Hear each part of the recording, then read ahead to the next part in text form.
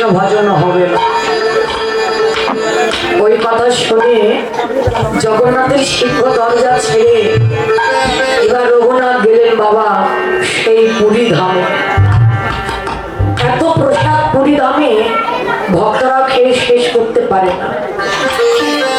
যখন বেঁচে যায়, বাসি হয়ে যায়, পচে যায়, ওই মন্দিরের পূজারীরা কি করে, ওই বাসি পচা খাবার ড্রেনে ফেলে দেয়। রঘুনাথ কি করে জানেন?